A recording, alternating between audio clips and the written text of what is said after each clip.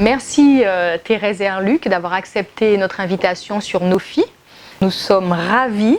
Nous allons parler de votre parcours. Vous avez été poinçonneuse à la RATP et ensuite un parcours professionnel très éclectique. Vous avez été élue pendant 25 ans à Viry-Châtillon.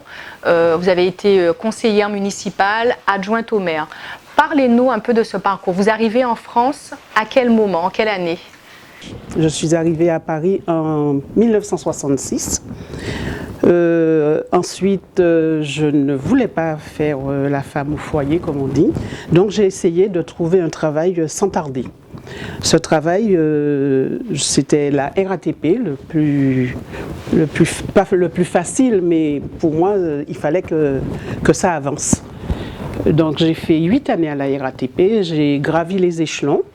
Et au bout de 8 années, j'ai fait une reconversion.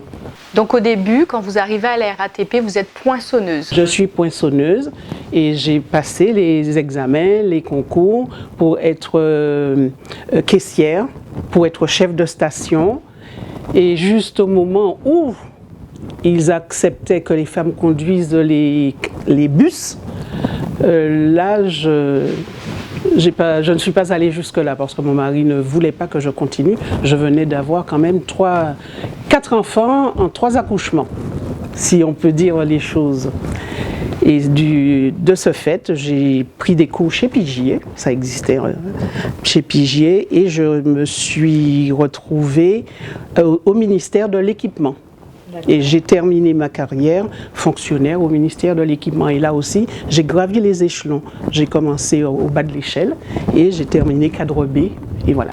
Je dirais que ça existe toujours et ça existera encore, mais c'est à nous de faire très attention. Soit nous faisons les choses correctement, ou nous laissons passer. Mais ce n'est pas bien de laisser passer.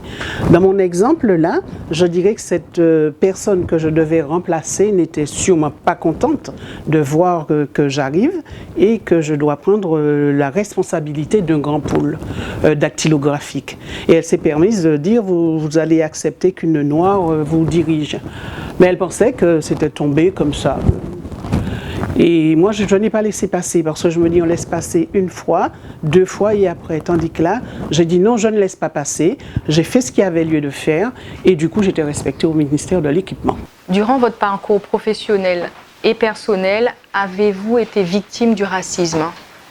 Je dirais que ça existe toujours et ça existera encore, mais c'est à nous de faire très attention. Soit nous faisons les choses correctement, ou nous laissons passer. Mais ce n'est pas bien de laisser passer. Dans mon exemple là, je dirais que cette personne que je devais remplacer n'était sûrement pas contente de voir que j'arrive et que je dois prendre la responsabilité d'un grand pôle dactylographique. Et elle s'est permise de dire, vous allez accepter qu'une noire vous dirige. Mais elle pensait que c'était tombé comme ça. Et moi, je n'ai pas laissé passer parce que je me dis, on laisse passer 1 fois, 2 fois et après. Tandis que là, j'ai dit non, je ne laisse pas passer. J'ai fait ce qu'il y avait lieu de faire et du coup, j'étais respectée au ministère de l'Équipement. Et à quel moment vous vous engagez en politique ? C'est vrai que vous êtes observé par la population, vous êtes observé dans votre travail, vous êtes observé dans tout.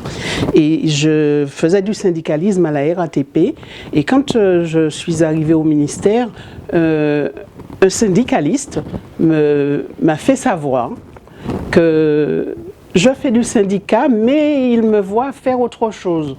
Je n'avais nullement l'esprit de faire de la politique, ni... alors je lui ai demandé des explications, il m'a dit, mais tu pourrais peut-être adhérer à un parti et ensuite être élu, on ne sait jamais, faire une vie en politique. Et du coup, il m'a trouvé les coordonnées et me voilà au PS. J'ai commencé par le PS et puis quelques années plus tard, j'ai basculé et je suis partie au PG. Vous allez avec cette association, mais je vous le dis en toute franchise, pas moi, puisque comme je travaillais à l'équipement et au transport. Donc ce sont d'autres personnes qui sont allées voir le ministre des Transports au nom de l'association. Vous étiez dans des associations qui... Pour défendre l'humain. Moi, il faut défendre les personnes qui n'arrivent pas à se défendre. Je défendais. Qui avaient du mal à prendre les transports, à se faire entendre. On avait beaucoup de problèmes de transport et donc déjà le trajet, les conducteurs qui ne conduisaient pas comme il fallait quand même leur faire comprendre que nous étions des êtres humains. Ça s'est amélioré.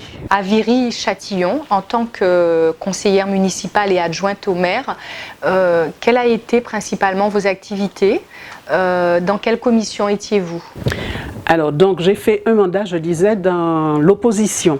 Quand on est dans l'opposition, il faut défendre ses idées. Et pendant 6 ans, j'ai essayé de faire passer nos idées, ce que nous voulions, ce que nous souhaitions pour améliorer le quotidien des Castelvirois, puisque ce sont des Castelvirois, jusqu'au moment où nous avons eu, comment dirais-je, des élections. Nous avons monté une liste et c'était à cette époque où il fallait faire les listes Shabada, c'est-à-dire un homme, une femme, on ne pouvait pas louper. Donc on a commencé à faire ça. J'ai été élue et nous avons gagné la ville et c'est comme ça que je suis devenue, on m'a proposé le poste d'adjointe au maire. Vous avez gagné, vous devenez adjointe au maire et là... Ma délégation pour ce premier mandat, c'est adjointe au maire chargée des aînés, du patrimoine, des relations publiques et des actions internationales. Et ça, vous avez fait ça pendant 6 ans? Nous avons fait ça pendant 6 ans. Ensuite, un autre mandat, je suis restée avec les personnes âgées parce qu'ils ont dit au maire de la ville, si vous voulez gagner, vous nous redonnez notre élu. Le dernier mandat que j'ai assumé, c'est adjointe au maire à la petite enfance. Alors donc, en 2014, j'ai dit quand même, il y a beaucoup de jeunes, laissons la place aux jeunes. J'ai quand même aidé, hein, j'étais sur la liste, mais pas éligible. À ce moment-là, vous décidez d'écrire votre livre, parce que voilà. Vous nous avez fait un fabuleux livre où vous racontez toute votre histoire, l'ascension professionnelle et politique d'une Antillaise combative et positive, de poinçonneuse du métro à conseillère municipale. Donc vous avez décidé, pourquoi vous décidez d'écrire ce livre? Bien, figurez-vous, pendant que j'étais élue, Nadia est venue m'interviewer pour Amina. D'accord. Et du coup, elle me dit, alors c'est au cœur du monde édition, hein, Nadia Kourik-Daguerre. Elle m'a interviewée et elle me dit, mais vous avez beaucoup de choses à dire, Thérèse. Je lui dis, ben oui, mais il y a des lieux à respecter, je ne peux pas dire certaines choses. Je parle là en tant qu'élue avec mon écharpe et tout, je ne peux pas dire. Elle m'a dit, vous auriez dû écrire un livre. Alors je lui ai dit, c'est prévu, mais il faut me donner le temps. Mais pendant ce temps, j'avais tous mes manuscrits qui montaient. Et un jour, je lui ai téléphoné, un jour comme ça, la nuit. Je me dis, mais tiens, j'aurais pu écrire mon livre. Je lui ai envoyé un petit message en lui disant, tiens, vous vous rappelez de moi? Elle me dit, bien sûr, j'attendais votre appel.